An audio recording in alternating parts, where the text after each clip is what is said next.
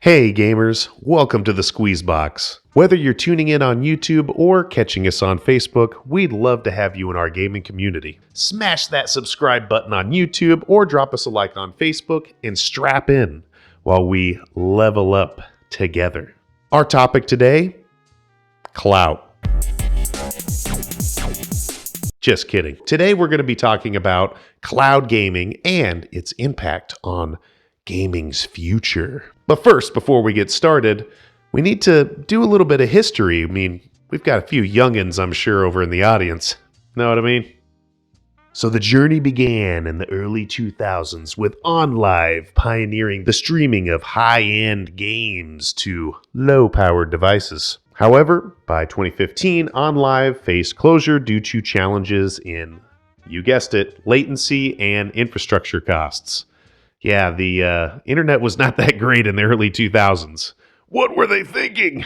In the mid-2010s, it's kind of weird to say that, NVIDIA's GeForce Now and PlayStation Now entered the scene, exploring the potential of streaming games. The gaming landscape saw a significant shift in 2019 with the introduction of Google Stadia and Microsoft's Xbox Cloud Gaming, both offering high-quality gaming experiences without the need for dedicated hardware. Technological advancements in cloud infrastructure and the rise of 5G networks have addressed latency concerns, making cloud gaming more feasible. But, as you know, things are still really not that great. Google Stadia crashed and burned, and not everybody in the US has high-speed internet. Still, in 2024, maybe the topic for another video. It's probably not time to throw your Xbox in the trash, but it's worth keeping in mind that Xbox may be one of the first console manufacturers in the modern age to abandon the hardware model for the cloud.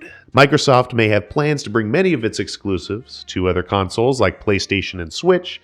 Some of the titles include Halo the Master Chief Collection, Sea of Thieves, Gears of War, and Hi-Fi Rush. Keep in mind that this info is still not verified, but the overall subject is still worth talking about. So, if Microsoft is switching to a cloud software-based model, then they must have a lot of confidence in our cloud-based future. When I started looking into this, I thought, well, it's kind of cool that I could play Palworld on my phone, but why would I even want to do that?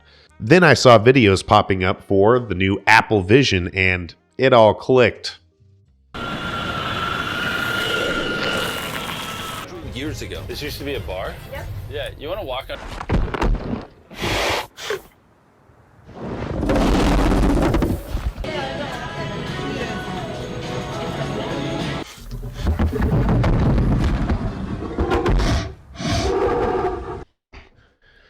The days of carrying around your beefy hardware are probably coming to an end.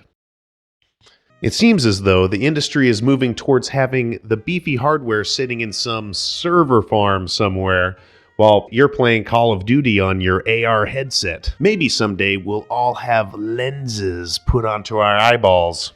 You might be laughing, but there's a lot of truth to that statement. At CES 2020, a set of working prototype AR contact lenses were presented, and they were able to track objects in the room and highlight them via a microdisplay. The initial testing will be for those who are vision impaired. The contacts would be used to draw lines around objects in the world so that those with poor vision could more easily navigate. And they also mentioned that they were going to be putting a zooming feature in future models, which I think is pretty cool.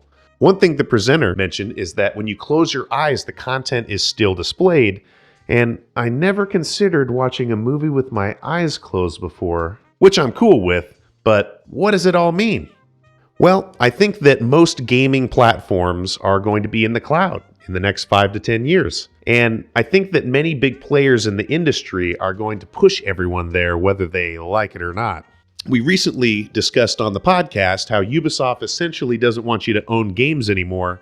And with this shift now from Microsoft, I think that when we think of PlayStation or Xbox or Nintendo in the coming years, we'll be seeing them through the lens of cloud software platforms that integrate with a wide array of cloud devices as more become available. So what should we think when it comes to a all-cloud model for gaming then?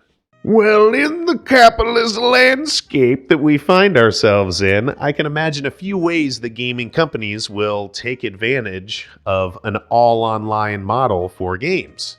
We've had live service games for ages, and I think that we will see more and more of them cropping up, especially as we transition more and more to the cloud.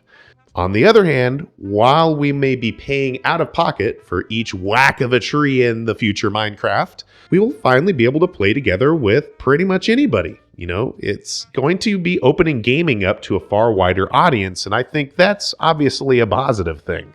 Our desks will no longer be cluttered with monitors and bulky desktop gaming rigs. We'll connect to the cloud computing center of choice and game out on some sort of thin client integrated into our AR glasses. We may see an increase for live service games. If you think about it, to make a blockbuster AAA game these days, it costs a lot of money. Lots of studios are noticing that it isn't lucrative to start over every 3 to 5 years. And with the shifts that we're already seeing to a cloud model, it could even mean that studios that prioritize live service will be more successful in the long run over those who stick it out for the standalone model. What do you think about an all-cloud model for gaming? Let us know over in the comments. Keep on leveling. I'll catch you on the next one. See ya.